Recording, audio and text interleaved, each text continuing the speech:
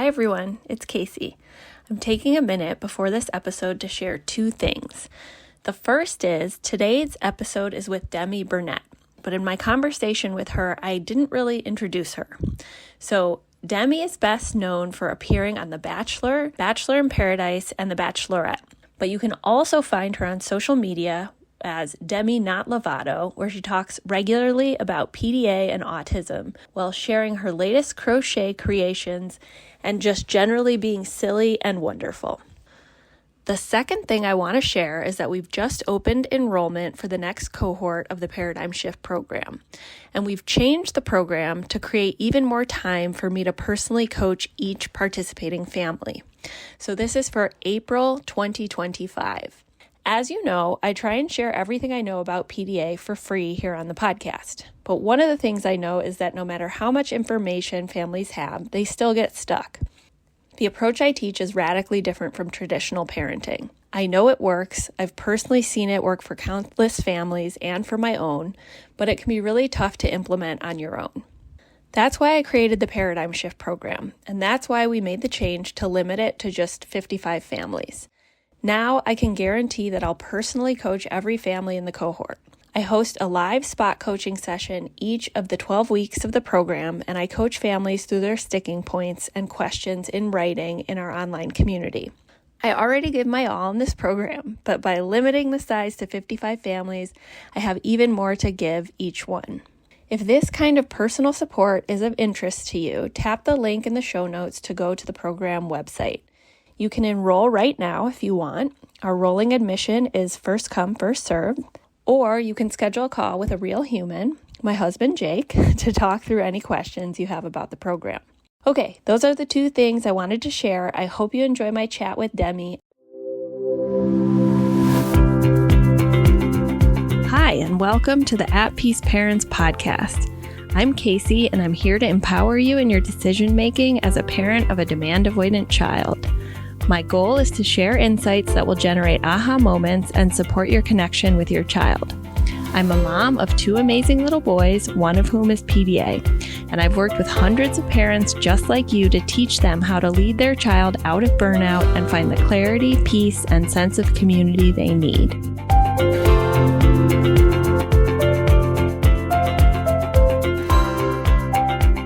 Welcome, Demi Burnett. I am so happy you're here. Thank you for being on the podcast.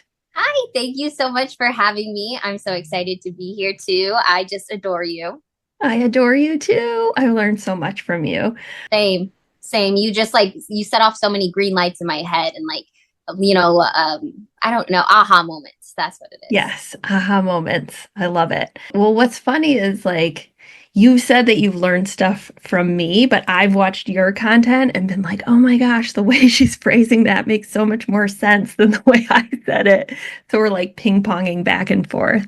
I love it. I learned the most from you, and I send everyone your way because you're the only person who I know can put it into words and explain it. And you're also just so kind and gentle about it. You know, I have a little aggressiveness about me that sometimes isn't taken the best way. So you're just wonderful. You're a great resource. Thank you so much. Well, today, my friend, you are the resource for parents. No pressure, of course. But we're really here today to hear your story and your wisdom and really who you are and what your experience has been. So thanks again. And I'm just going to kick it off with the first question. So Demi, you were diagnosed as autistic a few years ago, and specifically a pathologically demand avoidant or PDA profile, or we could say pervasive drive for autonomy. What led you to seek diagnosis, and what was that process like for you?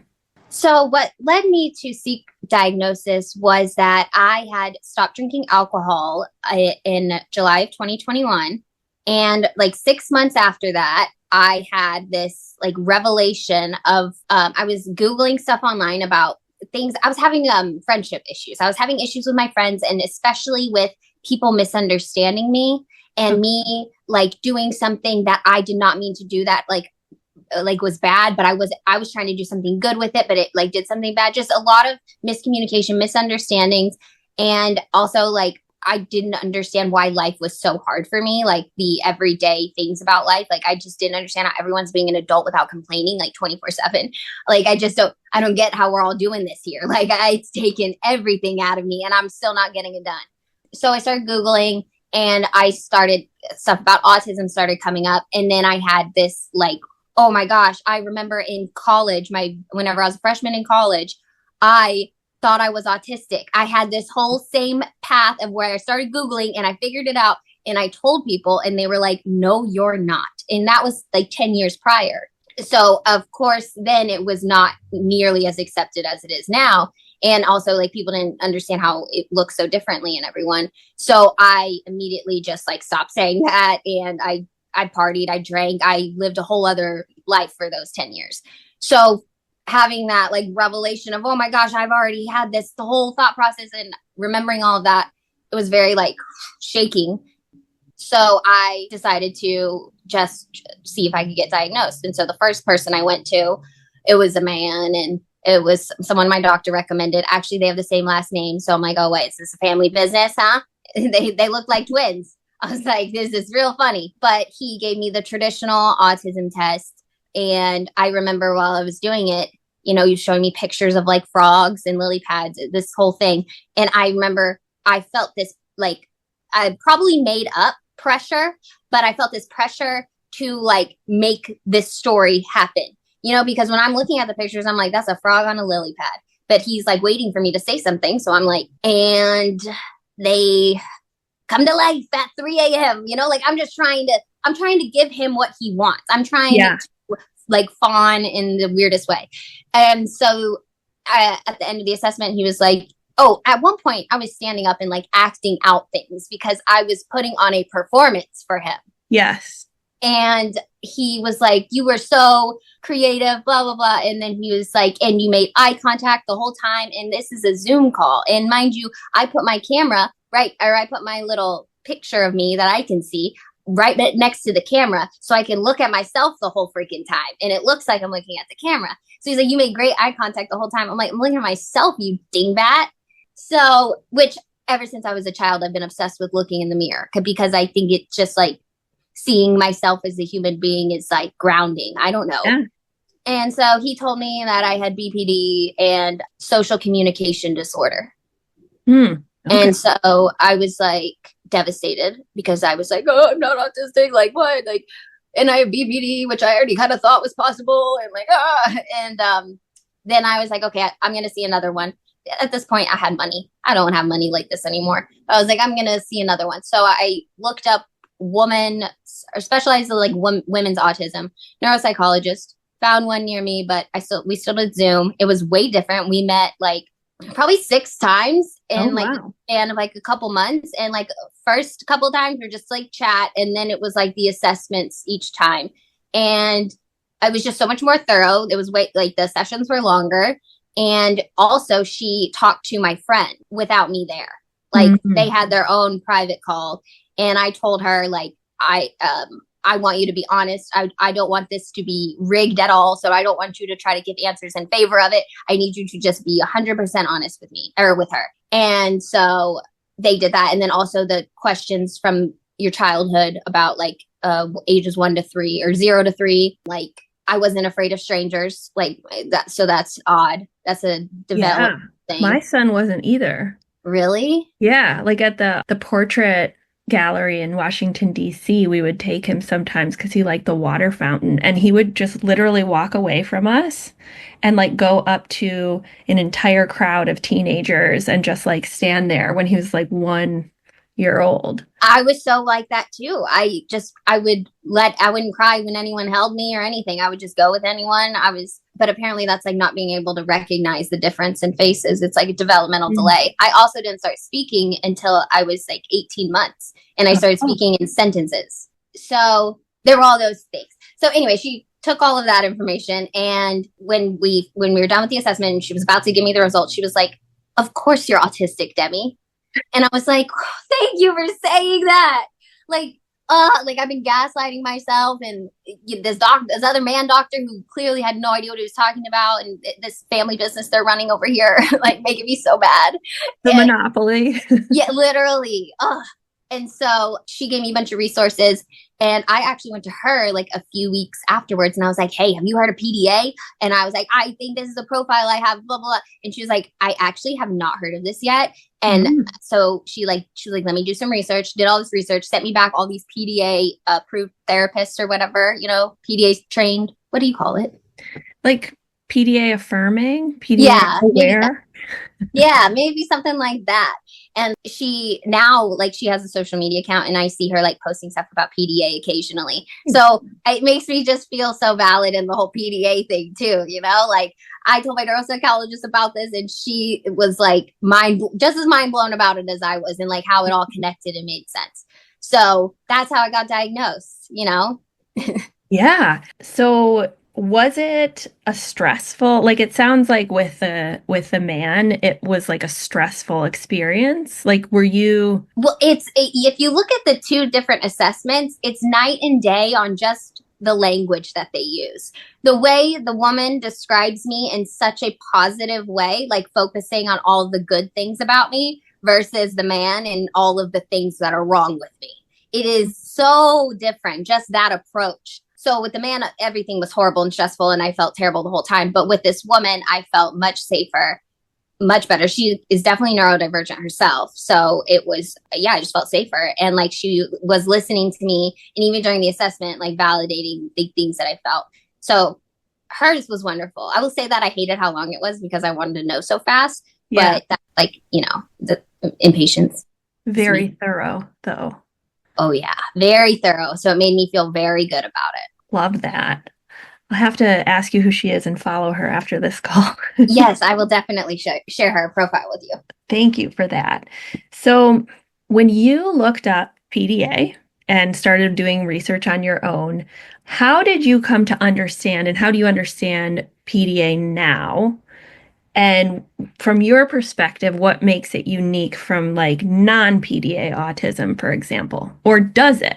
Like, what is your viewpoint on that? It's hard to say because I haven't done experiments. I haven't done, tests or anything. But I will say that I feel like I have PDAers in my life, and I can always tell when it is a PDAer for sure, because I can like get them to do what I want by telling them to do the opposite. Like I have this friend, and I'll be like, what was it yesterday? It was like I had this, or she had this expensive purse, and I was like, let me see it real quick. And she was like, be so careful with it, blah, blah. And I said, get it away from me. I don't want it. I don't want to touch that anymore. Forget about it. Like I don't want anything to do with that. And she's like, here, look at it. Look at the little feet. Like she's trying to get me to look at it now. I was like, literally, I was like, But I think that she's so PDA because I see so much of the same tendencies that I have in her. And like, I think that she is like, she can be like the stereotypical, like laziest POS.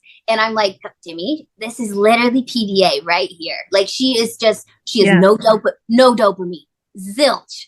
No dopamine. The difference is that I get dopamine from my ADHD medication. And that changed my life because before that, I was a quote unquote lazy or whatever. I mean, I still am lazy in most people's eyes. But like for me, I get what I need to get done. And I do so much by just sitting here on the couch all day crocheting. Yeah. But I will say that with PDA though, I think that maybe it's a bit more, maybe it's uglier, like aggressive, like scary or something. Like there's like this, like it's this side of me, it's just this like side of me, I say, but it's like when I'm like, irritable and I'm overstimulated. But I guess autistic people, they get that same way. I mean, I don't know. What do you think? What's the difference? The difference is the survival drive. It'll override survival instinct. I mean, so there we have it. Maybe it's like the way that I like hold going to the bathroom for so long, and I never want to eat and stuff like that. Like those are my PDA things, and really you don't have to separate it either. But it sounds like it's like I honestly just don't know because I haven't like talked to enough autistic people who aren't PDA I feel like a lot of people that I'm drawn to are PDAers, or they don't know they are, and I Yeah. know, or Yeah. they're like online relating to my content. I do think to some degree everyone can be a little bit, can in some circumstance be resistant to, or like, not want to do something if someone wants them to, or like, people don't feel like brushing their teeth and blah blah. But it's different. It's like it's my constant like It's your baseline. It's a survival drive for autonomy that overrides the other instincts. That's how I define it as different, because I do think neurodivergent humans have a stronger drive for autonomy often, or more avoidance. But yeah. it's like the degree to which it's overriding those other instincts is usually how I think about it. Totally. My nervous system, I've done weird things where I flop. Like one time, this big scary guy was coming up to yell at me because I told someone I was gossiping about him. But to be fair, I was gossiping about someone trying to roofie someone. So I was doing the right thing. Yeah. And so he was like coming up to confront me, and I fell to the ground. And I was like, what am I doing down here? So then I started pretending like I was tying my shoe. And he came up to me, and then I was like, all right, we're gonna have to buck up, baby. And so I just stood up and I was like, it was the right thing to do. And he was like, you're right. I didn't look at it that way. I'm like, yeah, I'm just gossiping about you, dude. I'm over here trying to make sure people aren't getting roofied. Yeah, and saving lives. Come on. Saving lives. But yeah, the flop. Anyway, sorry. Got off topic. No, not at all. Actually, the next question was, how does it present for you? So you've given two great examples of that. You also mentioned, and so one of the things that I often talk about with PDA that I think gets missed from the equation, less so now, is the impact on basic needs, right? Like it's often looked at through a behavioral lens. So if you would like to share, like you mentioned, it's hard for you to eat sometimes. Would you mind sharing some examples of how PDA presents for you related to basic needs? Yes. So like eating and going to the bathroom, like when like in the morning I get back from walking my dog and I know I need to eat something, my brain does not, it wants to think about anything else but that. And so I'll like go to the kitchen and I will somehow get sidetracked by something that I did not mean to, but my brain is trying to avoid the food so badly that it gets trying to pick up on other things. And then before I know it, I'm like, there's nothing, I'm not even thinking about eating at this point. Like I'll wait till lunch, and then, lunch will come and the same thing will happen. And then I will always eat dinner. I will never miss dinner, but breakfast and lunch are so hard for me. And it's to the point, like I will try to eat something and I gag on it, and it's something that I like, and I just can't stop gagging. And it's so ridiculous. And it's like, how's your morning going? Oh, good. I just gagged a granola bar down. It was the most dramatic thing you can possibly imagine, for no reason, like at all. Yeah. And so like with that, and then like holding the bathroom, like I just always hold the bathroom for so long because I just don't want to go for some reason. Like my brain is just like, Yeah. we don't go there. Nah. But it's like, oh, it's fine.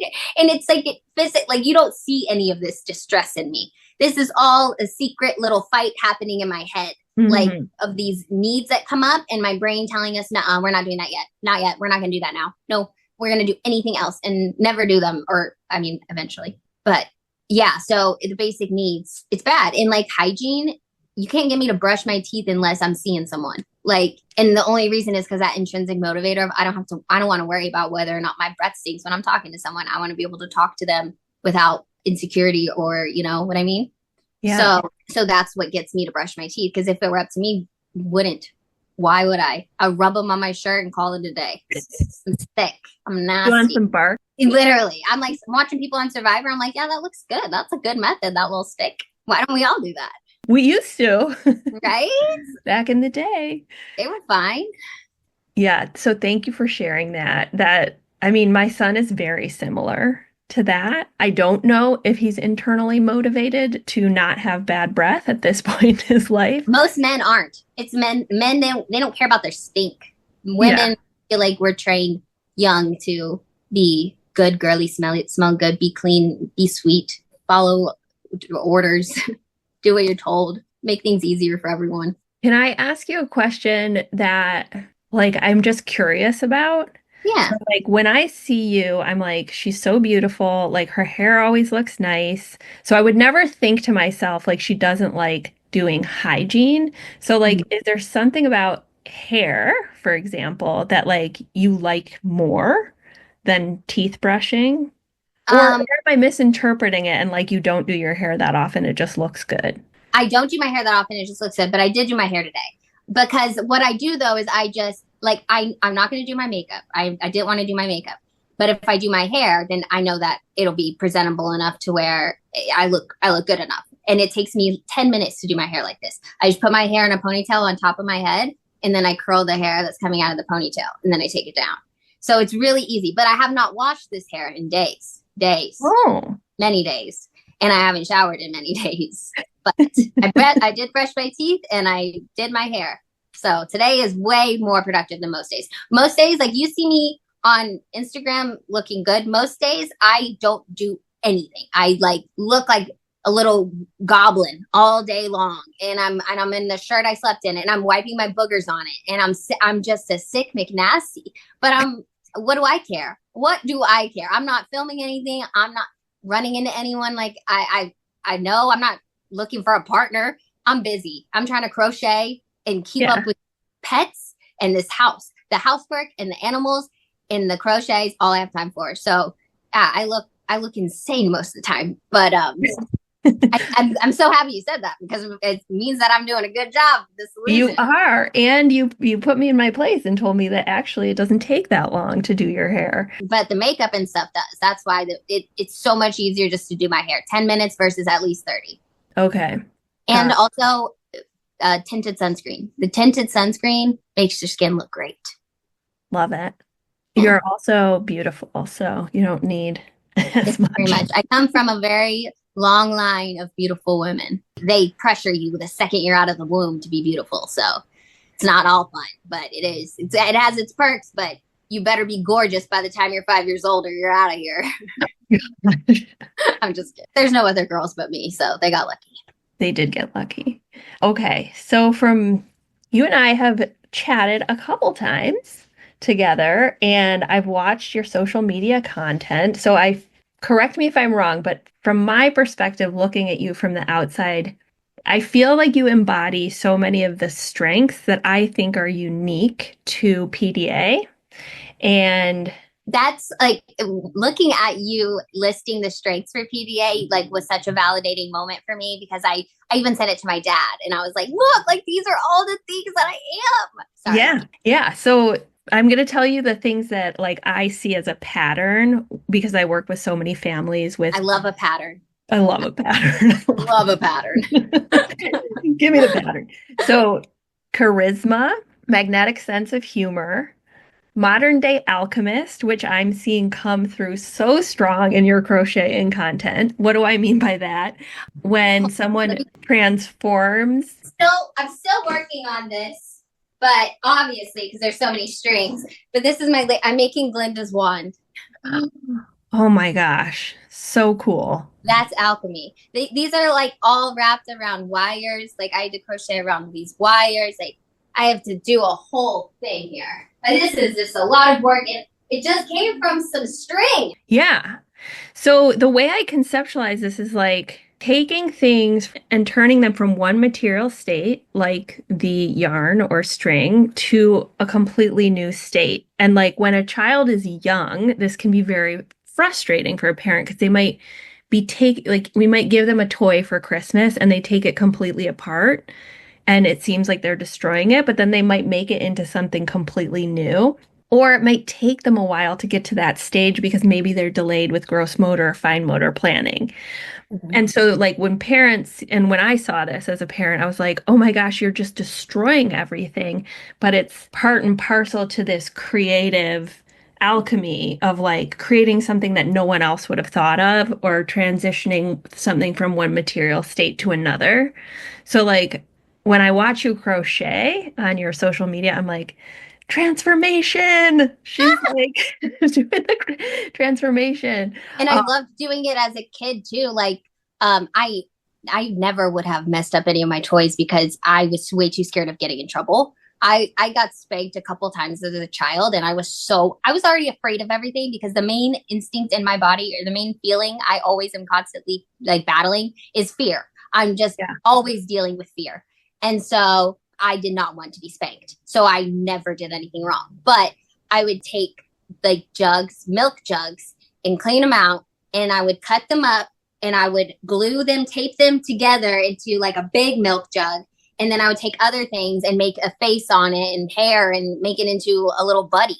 For why? I had so many Barbies, like why? I had all these Barbies, but I wanted to make a milk jug buddy. It's ridiculous. And then, oh my gosh, I would get the like little toys they're like little keychains that were like cute little animals, that Claire's. They were like a big thing when I was a kid.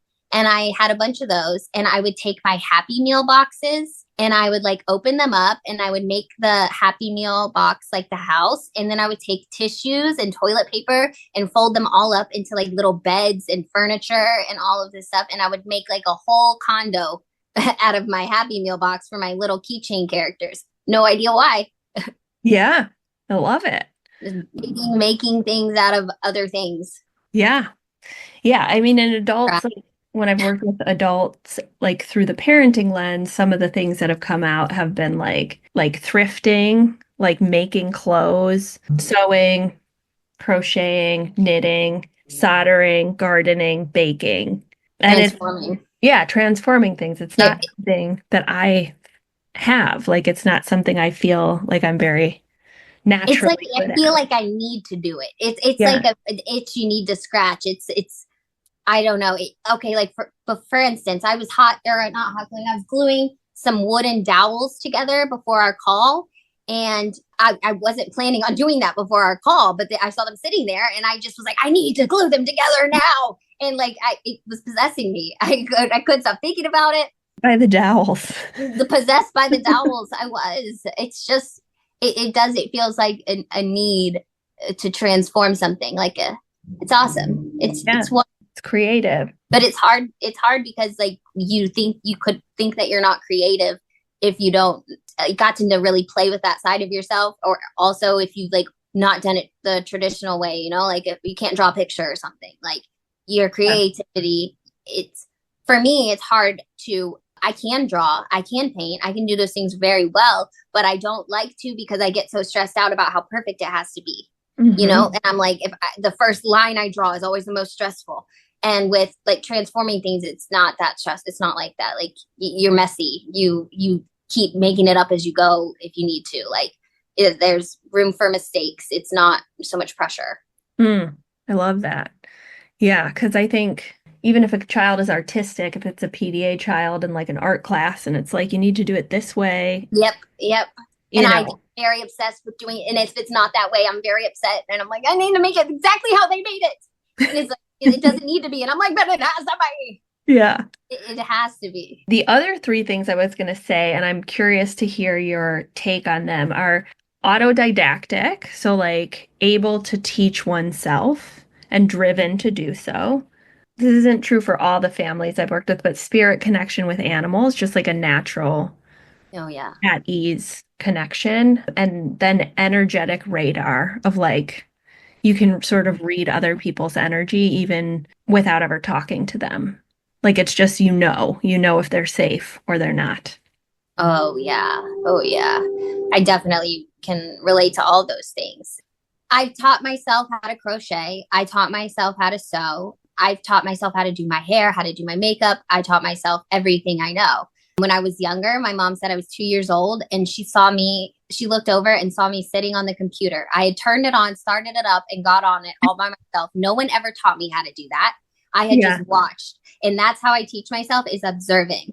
And no one can know that I'm trying to learn. Like I can't have that pressure on me. This needs to be my own little thing I'm doing, that it's just me and me. And I observe, and then I can do it after a lot of observing and stuff. And it's like, because I can, like the sewing thing, I just taught myself how to sew recently because I was like, someone bought me a sewing machine. I was like, well, so many people know how to do this. I can figure this out. Watching a bunch of different videos, reading a bunch of different things, figuring it all out in my head on my time. And now I can sew. I made one of those pillows back there. But if you try to teach me, forget about it.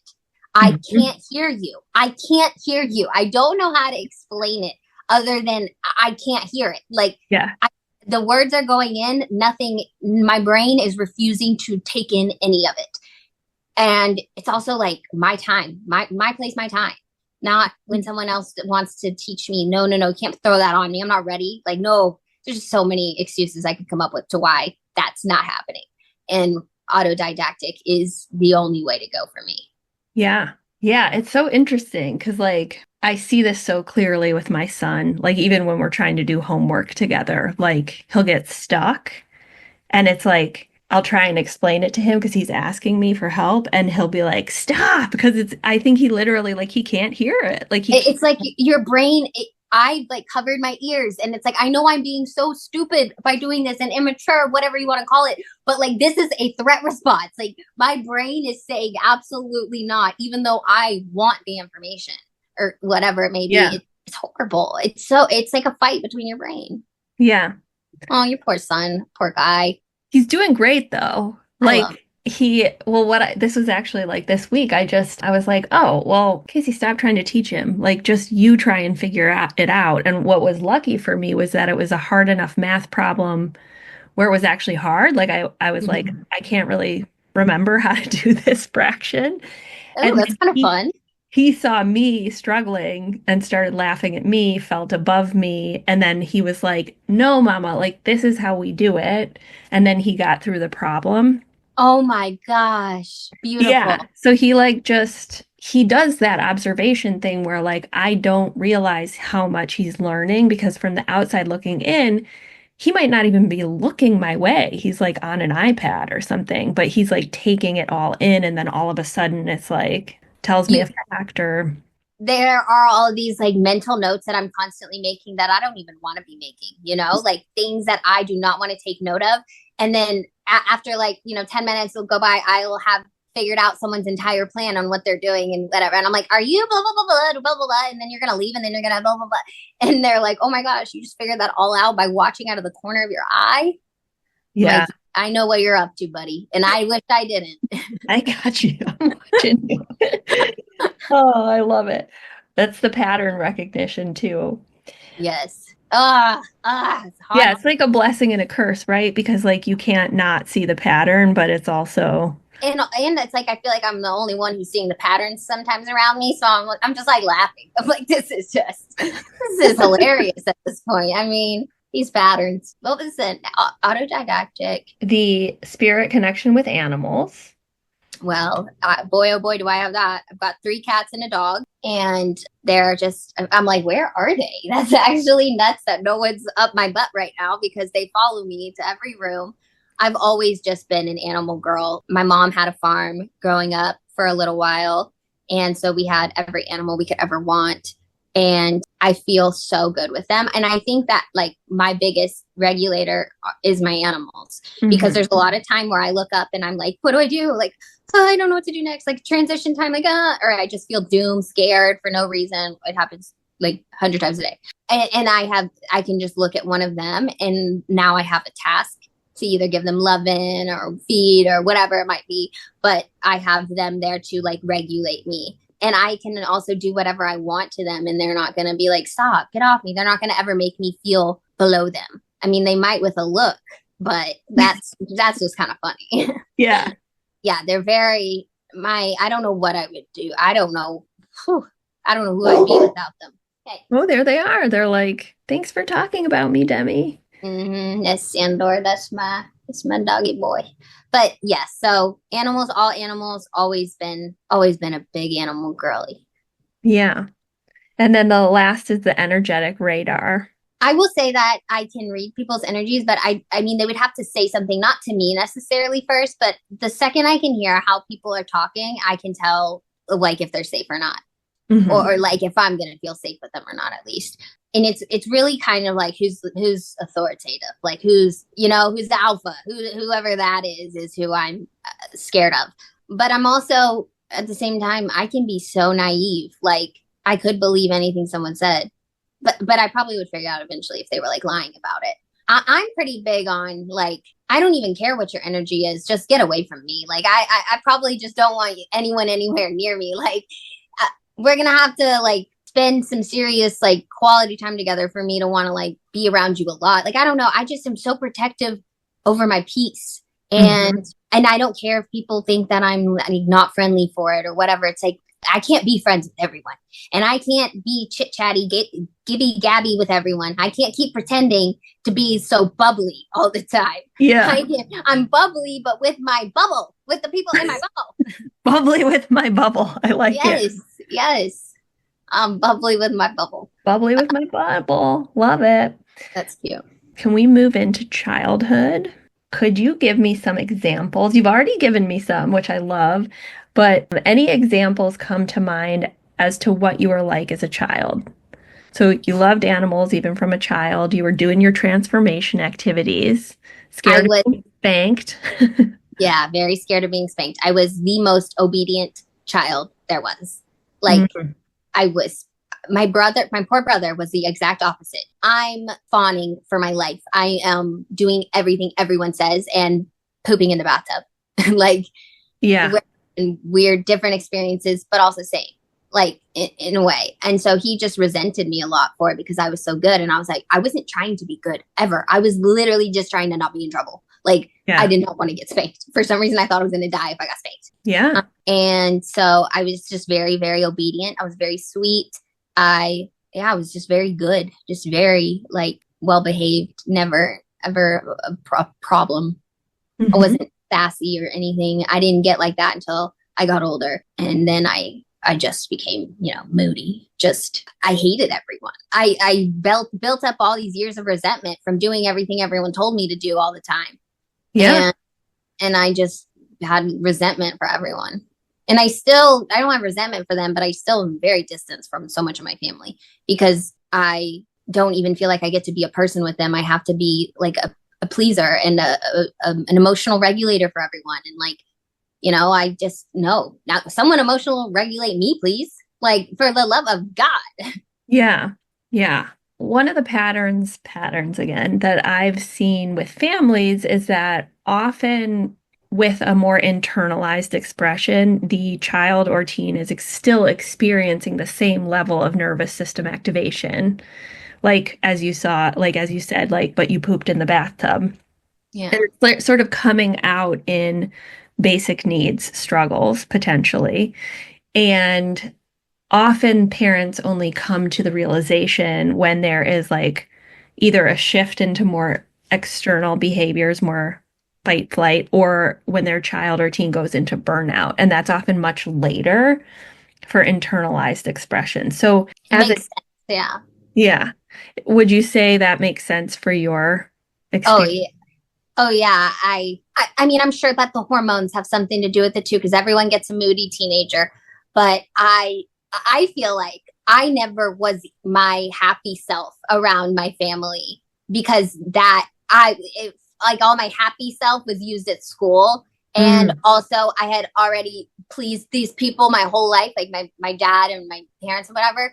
So at that point, when I got home, I wanted to be left alone. I wanted to be in my room alone. And I will say that is my dad did accommodate me in that way. And like the way that he let us do whatever we wanted, not outside of the house. He was very strict, but like, he's not going to make me do things when I get home from school. Like I still to this day would feel safe living with my dad again because he would let me live the way I wanted to. I wouldn't like I could make a mess and leave it for a day or two or whatever. Like it was just my dad probably is PDA too. So like it wasn't ever the cleanest. Like I wasn't afraid to go home or anything like that. Like I knew I could just go to my room and be left alone all night, all until school tomorrow. Like it was great. It was great, but I wasn't allowed to do anything that I wanted. So I was resentful too. Like, yeah. And my dad was making me go places that I did not want to go. He made me go to church 3 times a week. And I probably will never forgive him for that. I mean, I have, but growing up, like I would beg and beg and beg and beg, please don't make me go. And he'd be like, get up, you're going. I mean, understand how this works. This man has ownership of my phone. If he wants to take it at any time, he can. And my phone at that point is my life in high school. So I'm like, I'm never able to truly say what I want to this man and truly get out how I feel or ever say what I want because I am under his control because he has control over something that I need. And so I am just building resentment. Like we'd be arguing about something and I would just start hitting myself in the face and he would be like, why are you doing that? And I was like, because I can't hit you. Like I literally, like you make me so angry telling me what I can and cannot do. Like making me punch myself in the face. That is wild. Yeah. Equalizing towards self. That is something that PDAers do, right? Like people ask the question, okay, well, how could your nervous system like choose a pathway, right? Like how is it that you could mask or hide a threat response if you're a PDAer? But what I always say is like your amygdala is so smart. Like it's going to send the nervous system response down whatever pathway is safest. So in your case, it's like, I need to have this nervous system response, but my brain knows subconsciously it can't be against my dad. So it's going right against me. I'm equalizing against myself. So like makes a lot of sense, Demi, that this is what you experienced. Totally. And it's so interesting to hear you say that and you know, it all clicks and everything. I'm like, yes, see, totally. That's exactly what was happening. And stuff like that happened a lot. And then like there would be times where I would just be so mad, equalizing towards self, and I would cut myself and I would like cut myself on my leg, on the side of my leg, because I didn't want to actually try to die. I just heard people were cutting themselves and it didn't hurt. So I was like, let's see what happens. And I didn't like it. It wasn't for me. But it was equalizing towards self because I was just so dysregulated from what I didn't understand at the time of like not having full autonomy, and like it killed me, and it really made me resent my father for so long, like growing up, and it caused terrible mental health issues for me. Yeah. Terrible. And I think that a lot of it could be prevented by the parenting approach that you take. Like just one time, if my dad would have like, actually he does occasionally let me feel like I'm above him by like me making fun of him. He lets me make fun of him and stuff like that. But growing up, I needed to feel above him at times just to feel safe so badly. And he gave me that and sent me straight into fear, scared, more afraid and more resentful and just like angry and so many bad emotions. And then like the taking, like if it's your ego that's not letting your child be above you or whatever it is, your instinct, it could be even, you have to let that go, because the amount of like joy and freedom that's going to give your child is so much more worth it than you thinking that you need to be the authority of the kid or whatever, you know, like just letting them be. And like there would be times, like I remember, and I was a teenager, and me and my dad were joking around in the car, and I was sitting behind him, and I slapped him in the face with a spoon, and he freaked out on me. And it was just, and my friend was in the car. It was so embarrassing, but like I remember just being frozen in fear because like it was so playful, and I was having a great time. And now, boom, right back into this, like making me feel like there's something wrong with me. Like I am such an idiot for doing that. Like how could I, you know? So those create self-esteem issues, and like you're scared to do, like be yourself. You're scared to do anything because someone's going to either make fun of you, shut it down, or you're going to get in trouble from someone or something like that's going to happen. Versus now where I surround myself with people, and there's not a lot of them, there's only a few, who would never, ever, ever make me feel an inkling of that. An inkling. Like I can't have it. I can't have it. It's just, it makes me sick. It makes me sick. If you are trying to be above me, it's over. It's over. It's over. I will let you be above me. I will put you above me when I'm ready. And you'll love it up there, okay? I'll probably be next to you. But still, I will make people feel above me because I feel like that's what they need, because I know when I need that, you know? And so I'll like knock myself down and put people up. Like there's plenty of that. But you can't start it off, and you can't have this, but I'm going to be above you at the end of the day thing. Like, no, that's not safe to me. That's never going to be safe to me. And asked my dad recently, like in the past few years, I asked him for equality. I was like, I just need to feel the same level as you. I need that from you. And he responded with, well, I never got that from my parents. Yeah. And I'm like, yeah, this is the cycle. And that's why you repeated the cycle.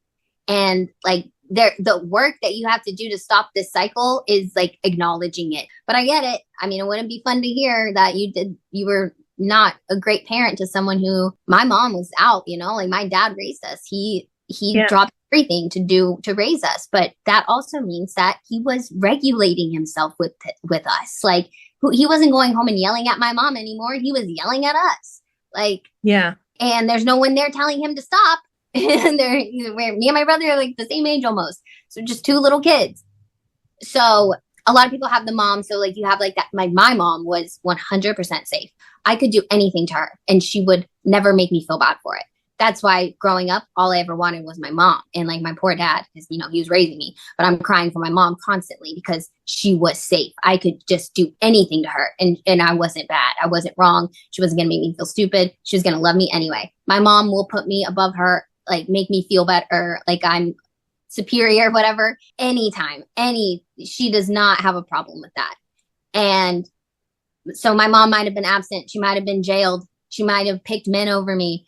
She's done drugs, whatever. I still prefer to be around her because of the fact that I'm not going to get in trouble. I'm not going to feel less than. I'm not going to feel like someone's in charge of me. I'm not going to be worried about a demand because then I could say no to anything she asks and she's not going to be upset about it. Like, and people think that I'm so awful for that because of what my mom's life choices and my dad's life choices. But I'm like, it comes down to the way that they made me feel. The felt safety. Yeah. And like on a subconscious level. Yes, on a subconscious level for sure. I did not realize any of this until a couple years ago when I start, you know, analyzing my whole life. Yeah. So it's so interesting to hear you talk about this, and I'm sure it's like bringing up a lot for you. And I'm sorry that you. No, it's okay. It feels good to talk about. You know, I've talked about it a lot in therapy, and this is different than therapy. Like I don't know, it feels just. I don't feel as like emotionally like choking up over it, you know? Maybe like the therapy works. The therapy works. Therapy worked. One of the things I say to myself as a mom, because I am a very anxious person myself, I have been diagnosed with panic disorder. I have to take medication for it, all that stuff. So, you know, for a long time, I felt like, and I was told, like, your anxiety is causing your child's anxiety, which is not true. I mean, genetically, it might be, right? But but the child has no concept of the things that adults have anxiety about. That's what I was about to say. It's like what I tell parents is like, yes, your energy impacts them, but insofar as you're trying to be above them, control them, or be in a position of authority, they're actually okay if you're like, mommy's having a hard day today and I'm kind of freaking out and I'm anxious about X, but it has nothing to do with you. Like, when my son can hear that, like he's fine with me being anxious. He's like, oh, mama's anxious, right? It's not causing his PDA or even a PDA like threat response. It's when I'm anxious about him being a certain way and have expectations about wanting to like ultimately control an outcome for him. Yes. Yes. Right? I know what you're talking about. So it's like this nuance of like, actually, I think like our kids are pretty accepting of like our struggles, and it's okay to be human as a parent and have anxiety. Absolutely. And what you're doing is so good about communicating it because my dad didn't want us to worry about anything. He didn't want us to like no worries or whatsoever. So that leaves us to wonder so many things and wonder how many things are our fault or what we can do or just how to even act and be and just communication would have been everything to me. I asked, no one would ever tell me anything, and it made me so upset because I was like, I just want to know what's going on so I can know if it's about me or not. Like if there's a demand coming for me or not. Like am I about to need to do something? Is that what's happening here? Is this on me or is this? Yes, that's what it is. Is it on me or not? Just let me know because if it's not on me, I don't give a fuck. Like literally. Like you do you. You do you. You're good. Like all right. Let me know if you need me, but please don't need me. Yeah. I love that distinction. I think it's really, really helpful for parents. I also want to just name that like with empathy for your father, that like so many of us, and I'm sure him included, especially as a man, have so much pressure of like this idea that if you're not reinforcing boundaries, being consistent, being in control, then you are a bad parent. I do Right? think he felt that way. I 100% think he felt that way. He was in the military. He was in the Air Force. Yeah. So it's like layer upon layer upon layer of like, this is the way I know to be good. Yep. right? Take him to church. Take you to church, keep you safe in the way that he knew how. But what you've expressed is like your body didn't feel safe on a subconscious level because of this unique brain wiring. And you did feel safe with your mom because she accepted you.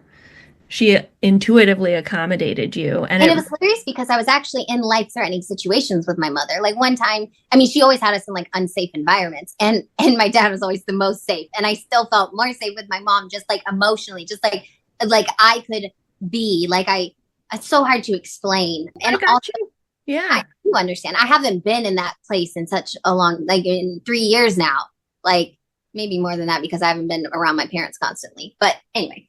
yeah. Yeah, that I mean, you've really beautifully shared a story that illustrates the concept of felt safety in a nervous system, which is not a rational frontal lobe thing. It is mammal to mammal, subconscious. Do I feel safe with this person or not?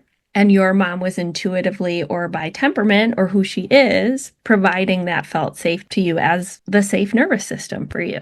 Absolutely. I mean, she was everything to me growing up. Like, I just wanted her. I mean, my friends would be like, every time you get upset, you cry about your mom. And I'm like, because she's the only safe one. She's the only one. Like you said, it's not rational. Zero rationality to it, but it's mammal to mammal. It is like I always told people before I knew about PDA or anything, I'm like, the maternal instinct, maternal love is so strong. I was like, it is so strong because I have never stopped wanting my mother. Yeah. Like, she abandoned me. She's chosen drugs and bed over me, but I still love her more than anybody else. And she's never been bad to me. It's not like this is Stockholm syndrome, you know, but it makes so much more sense. When I learned about PDA, I was like, oh my gosh, that's why I was obsessed with my mother, was because she was safe. Yeah. She was like, the safe nervous system. Absolutely. Yes. And you had autonomy around her. Yes. Yeah. I started a computer around her, you know? Would have never done that around my dad. Totally. Can you tell me a little bit about what life was like for you as a young adult? Like once you were sort of out of the house and did have more autonomy. Yes. Things went wild fast. When I went to college, it was the best time of my life because I had freedom to do whatever I wanted. And even in high school, I was like obsessed with the social aspect of it, like figuring out how to do it the best, like how to be good at socializing and have everybody like you and whatever. I was just like obsessed with it. And in college, I mastered it so fast by drinking, because when I started drinking, I stopped all of my inhibitions of like not acting the way I wanted to act because I was scared of ridicule or whatever, being made fun of, someone shutting me down. But with alcohol, I didn't have those inhibitions anymore. I would just do whatever I wanted.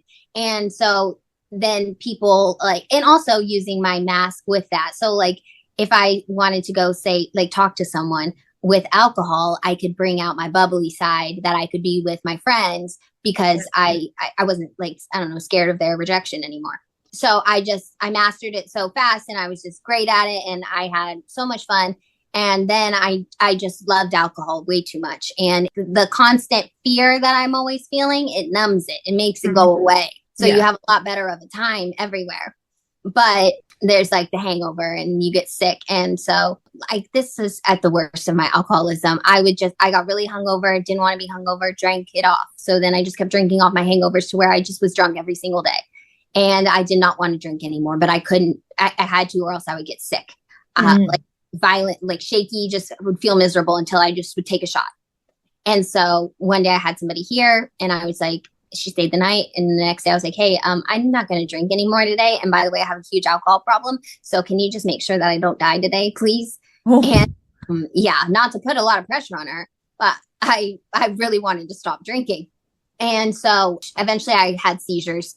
She went to the hospital. I was there for a few days and I haven't drank since. But the way that alcohol really, there's this quote and it's, alcohol gave me the wings to fly and then took away the sky. And it's like, that is how it is. It gave me the wings to fly. I learned how to do so much and now I can do so much. Like now I can get in front of a crowd and do something. Whereas before I couldn't do it without alcohol. But now I've done it with the alcohol, I know I can do it. It's like I just have to trick my brain and be like, hey, we've already done this before, no big deal. But I mean, don't get me wrong, there's also a part of me that's scared out of my mind. Yeah. But I'm shutting that down so hard with this. We've already done this. We got this. But that I wouldn't have had without the alcohol. And alcohol also showed me that I can be who I am with, like, people aren't going to be as critical as you think they are. And if they are, we'll survive it. It is hard still, like, getting criticized. I wore one of my crochet hats the other day. Some lady told me, some stranger, she was like, that is so extra. And I just was like, I didn't say anything at all. But I thought the rest of my walk, I thought about it, and I just want to go home and take it off. I just want to go home and take it off so bad. But I didn't. I finished my walk and I got over it, but it was hard. And I was like, that right there is one of the, like, things, like, those experiences shaped my insecurities and, like, my doling myself down, you know? So my young adult life was about finding myself with alcohol, unfortunately, but also finding good things about myself. And it was hard though. And I failed at life many times. I got apartments, left them, evictions, could not do it right. Moved back in with my parents and then moved out after The Bachelor. Yeah. But was struggling severely at that, doing life. Like, just could not. I still, to this day, I struggle with doing life. What is today? Today's December 6th. I haven't paid my rent yet. I got to pay my rent on Monday. And they're not going to be happy about that. But that's just where I'm at. I suck at this. You guys can't crochet like I can crochet. Why do I got to do adult life like you guys do? We all have our strengths. Touche. What I was thinking when you were talking about alcohol is it's almost like, because you were able to dull the fear and the threat response that was constantly in your physical body, you could do your own little exposure therapy for things that scared you. And it kind of worked. I mean, I don't want to, like, tout it as like that was a good thing to our audience. Yeah, I know. It's so hard because I'm like, bruh, with just the right amount of alcohol, it could change some people's lives. If we could just figure out how to take out the good stuff versus the bad stuff of alcohol, make a little pill, neurodivergent people could live happy lives. Well, I mean, that's how I feel about my anti-anxiety medication. It doesn't make me, like, outgoing, but it does allow me to do things I think that maybe I just wouldn't be able to do in terms of. I probably need some of that. Well, it sounds like your ADHD meds are really helpful. Yes, they definitely help me, like, function and, like, feel like a normal person, like happiness, and also, like, get whatever stupid things I need to get them done. It also helps my creativity and stay on task, but it does increase my anxiety. Yeah, that's what I've heard actually for families, like for young children, especially who are first diagnosed as ADHD and then they realize that they're PDA. Sometimes the ADHD meds can imitate panic symptoms in the child, and it can exacerbate some of the threat. Absolutely, I could see that. I also take gabapentin, and I think the gabapentin helps balance that out a little bit, because, like, there's been times on my ADHD medication where I felt like I'm gonna have a panic attack. What's going on? Like, but now I'm not like that at all, and I think it's the gabapentin. Cool, very cool. Just give me whatever will help me feel like a normal person and get things done. Yeah. Can you give me an example from any time in your life, any age, where you really needed support and accommodations and you didn't receive it? I mean, I'm sure there's a million. I know. There is. I'm thinking of so many, like, silly little ones. Like when, like, there's just days where I would beg to not go to school or to not have to go to my grandma's house or something. And, like, my dad always made me go. And it was like, I just really could have used those days. That's not what I want this answer to be, though. I want it to be better. Like, for example. Yes. Like, I've actually never watched The Bachelor ever because I really don't like conflict. Like, it really stresses me out. I'm getting better at it. But, like, was there a time on that show, for example, when, like, you actually really needed some accommodations and you didn't receive them? The funny thing about reality TV, at least The Bachelor, I've never been more accommodated in my life. I've never been happier. I mean, not only I say I'm hungry, I'm getting fed. I'm thirsty, there's anything you want to drink. We're staying in the nicest hotels and penthouses, things I've never experienced, luxury on a different level, handlers, as in someone I can ask for anything at any given time. Hey, so it's like what you need. Literally. It's literally bliss. Someone is there to steam my outfit so I can finish doing my hair so I'm not having a panic attack over that. I know that sounds silly, but when getting ready is part of your job, it is the worst thing. Like, it's so stressful. It's crazy. So the Bachelor, they were incredibly accommodating. And so not only are they accommodating like that, but also emotionally and physically, like emotionally and psychologically. Like, you're like, oh my gosh, that girl was such a bitch to me. And they're like, yes, she was. You are an angel. How could she do that to you? You know, so you are just validated. You are on top of the world. They are making you feel like you are the alpha, like you are number one.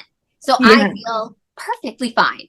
I literally feel like I am running the house because they made me feel that way. And also because everyone was acting like it. They were all scared of me for some reason. But I think it's just because I was acting like I was running it because I was made to believe that way by the producers. Yeah. Like, so it was incredible. That was. Yeah, it's like what you need. It's like you need someone to like prepare your food, bring your glass of water. If you need a lower demand they need to make a phone call for you. Like, it's like accommodations. Yeah. Make a phone call for you. Yeah. Because you don't have your phone. So you can't do anything. So someone else has got to do it all. It's incredible. I've never felt so in the moment and able to exist and have fun, like, and interact with people because all of the other things I need to do are already being taken care of. Okay. That makes tons of sense, actually. That makes tons of sense. And people are like, there's no way any autistic people could go on reality TV, blah, blah. I'm like, they should put them all there. That's where every autistic person needs to start, is on reality TV. Just like low demand central. Like, no demand. Literally nothing. And if there is something expected out of you, like, hey, you just need to be ready at this time. Like, that's it. You've got 8 hours. I get ready whenever you want, literally.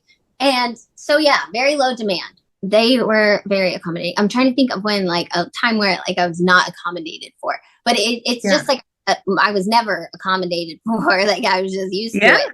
I just kept quiet, did not complain. I was never going to be upset about something. Like, I'm not causing issues. I'm obedient and good. And even as a teen and as an adult now, I still not going to want to complain or confront, or my go-to is just to fawn and fawn reason, fawn really though.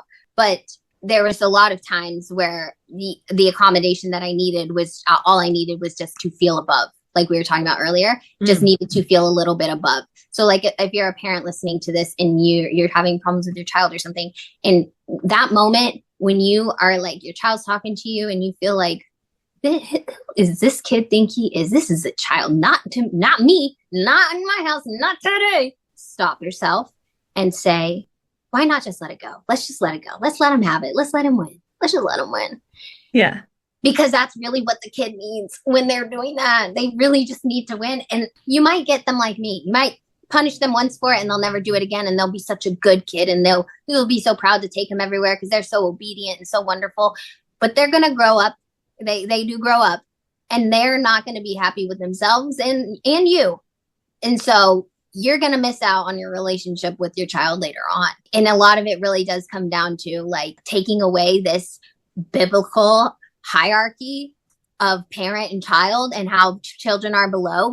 That needs to cease because that creates not confident adults. That creates adults that are okay with being inferior. Like the whole thing's terrible, or it creates a super hyper superior adult because they've been inferior their whole lives. Yeah. And it's like a reaction compensating for it. Yep. But for PDA, I mean, maybe just autistic children and that autonomy in general, it's huge. The most accommodating thing that you could ever do for me is just making me and you equal or me even slightly above just for the sake of me feeling safe. Not for the sake of I actually believe that's how things go. Yeah. I truly believe we're all equal. I love it because you're honing in on the accommodation that I think I'm most hesitant to talk about bluntly on social media because I get so much of a backlash. I know. My mom says this and I don't like it when she says it, but she's like tells my brother, like, you just need to submit to her. And I'm like, stop, don't say it like that. Like, submit to me. But it's like, it's true. you just do, like you just for a second. Yeah. One of the things I wonder about with PDA as a nervous system disability is like not just the difference in subconscious perception of threat, like what the root cause is of activating that, but also the difficulty sort of down regulating that nervous system response. And so mammals have a down regulation of the like survival response through signals of safety with other mammals. But reptiles don't have that, right? And so what a reptile, like if you're like a gecko or a lizard and you feel unsafe, subconscious, like on a subconscious level, you're only going to have a couple things that make you feel safe. You need to be able to run, you need to be able to fight, and you need to be able to be bigger and stronger than the other lizard or whatever it is, right? So this like dominance in the moment is actually like, I think, coming from the reptilian brain of like, I need to be safe, right? Oh my gosh. And like for PDA kids, when you're really starting to like re-establish being with them, the mammalian signals of soothing actually aren't getting in. And so we have to like do the like, you're above me, you are safe, you can run, you can have autonomy, you can move. Because if we try like the more traditional soothing, it can actually backfire. But sorry if I'm not explaining this well, but you're doing amazing. This is so interesting. It comes off as like, well, you're teaching them to be abusive, right? Yes. But it's like actually like we're actually trying to support them back into their thinking brain where they can learn and process information and create neural pathways out of that survival so that over the long term, they will understand and develop a window where they're not going into their survival brain all the time. Exactly. It's about developing the window. It is because it's not at the end of the day, it's like it can seem so abusive. But it's like if we are like looking at the reasoning why, what's happening and what's going on, how can we be getting abused here? Like, how can anyone be getting abused here if we understand that that person or that child is like having a nervous system response? It's nothing to do with me. I'm not going to be hurt because I understand them and I'm not taking it personally, you know, and if everyone's understanding it, then you giving that freedom and that like autonomy to the child, that's the only chance the child's ever going to have to recognize, hey, maybe that was a bit much of me. Look at how docile they're being. You know what I mean? Like I need to lift them up now. Like that's when I see the most is when the most counterintuitive things are happening for me.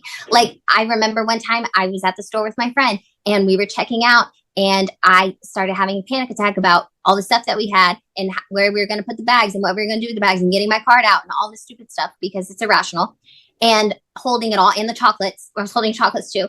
And so I was freaking out. She's like, hey, I'll just do everything. Like, don't worry about it. And I was like, thank you so much. And I observed her doing it.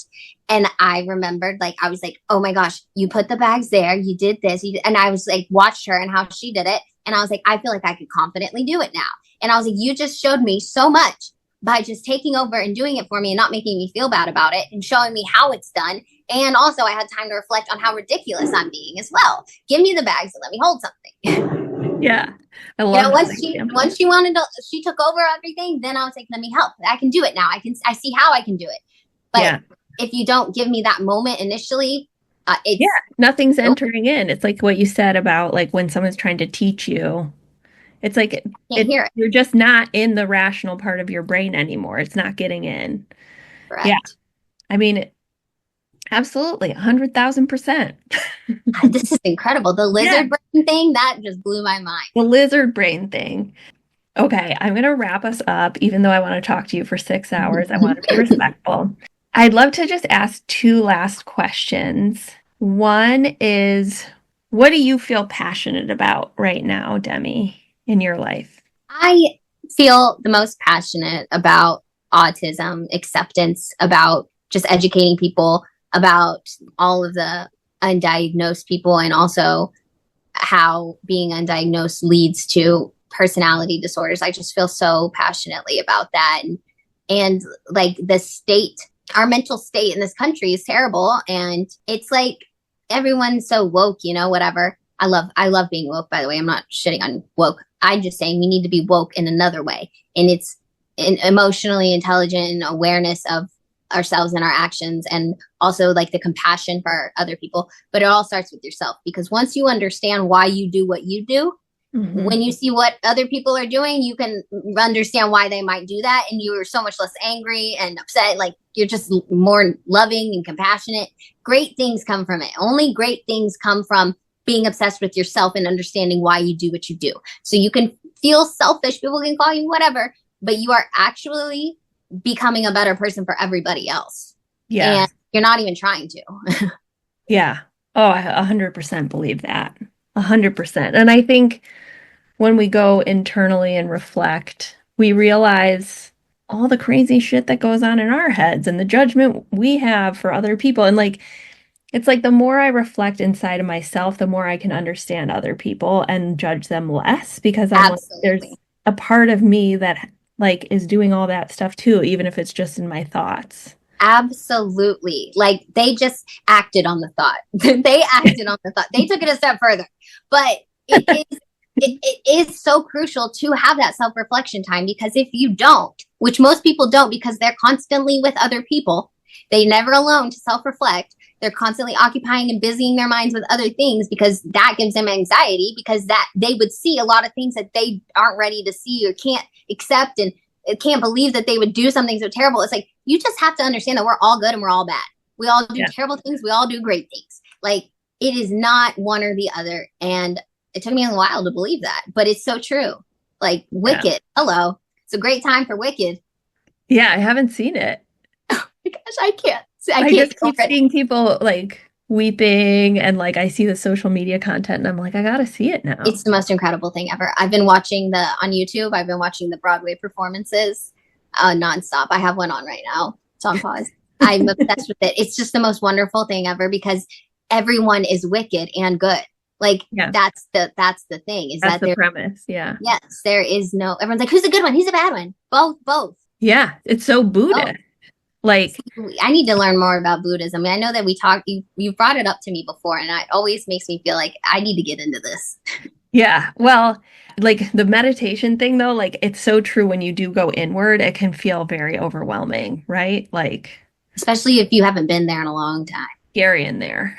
Scary. Yeah. Especially if you know that you've done something too that you just don't want to face. Even you might have forgot what it was, but you just have a feeling there's something I'm passionate about mental health and all of that stuff. And I'm also passionate about like creating. I love creating. I love creators. I love DIYers. I love all of that stuff. I love long, slow fashion. Yeah. Do you have an Etsy shop, or do you like sell your crochet? Well, I sell some of it, but not really, but kind of on Michael's sometimes. But I just started selling patterns on Etsy. So like a pattern is so that it tells you how to crochet it, like, so people can make it themselves. Awesome. We'll put it in the show notes. Thank you. That uses traffic. So I feel like you've already given one very, very powerful piece of advice, which is like, when in doubt, and if you can, if it's safe, like just let the kid be above the parent. Like, just experiment with that. It can be a total game changer in the relationship. Yes, just experiment with it. Like, why not just try it? It's not that, I mean, like, you don't have to like do it forever. Just try and see. And then it could literally be a game changer. Yeah. Do you have any other advice that you would like to add for our listeners before we say goodbye? So we have therapists, teachers, and mostly parents, but there's therapists in our audience too. So it can be anything you feel is coming to you intuitively. For children and like teens, etc., it's really important to be on board with whatever they want to do. Whatever their interest is, be on board with it. Don't resist them in any way. Don't make them seem like it's irrational. My whole life, all I ever wanted to do was be famous. Okay. I was shot down every step of the way. They told me I would never be. I was so stupid for thinking that, rolled their eyes at me, etc. It was my life's mission. Okay. I was going to get here one way or another, and I still got here. Do you know how much more famous I could be if they would have supported me when I was younger? I could be a singer. I could be an actress. I could be a Broadway star. I could be doing all the things that I now have to try to learn to do at 30 years old. Like, support your kids' dreams, because they're going to go back to them. They're going to go back to doing what they like eventually, or they're going to try to, and they're not going to be happy with you. It's not like I'm thanking anybody from growing up for this. You know what I mean? Like, no, they all fought me against this for some reason. Anyway, so supporting their interests and taking notes of their interests and bringing up their interest to them, because sometimes, like, if you want to have a conversation, like, please make it about something that I like and I want to talk about, because it's hard having conversations with your parents after you had so many at school and you had to talk to all those people. Like, I don't know, let your kids be above you. Oh, if you're a therapist and you have like PDA clients, you got to do something. You got to do something about the cancellation policy. Okay. You got to be lenient about that.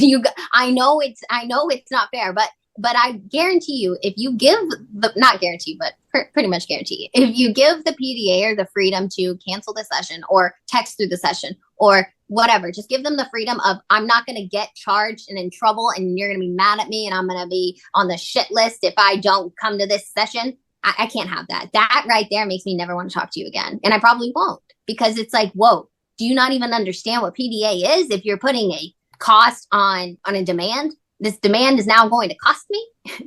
Yeah. It's already costing me, like, for doing it, but now there's this whatever. Anyway, I don't even mind paying the full fee. It's more about the guilt trip too. Yeah. When I miss the session, I can't have you guilt tripping me. Like, oh my gosh, you think I haven't already guilt tripped myself? That's the other thing. PDAers, at least me, we usually know what's right, what's wrong, etc. in our minds, but it's not about that at the time.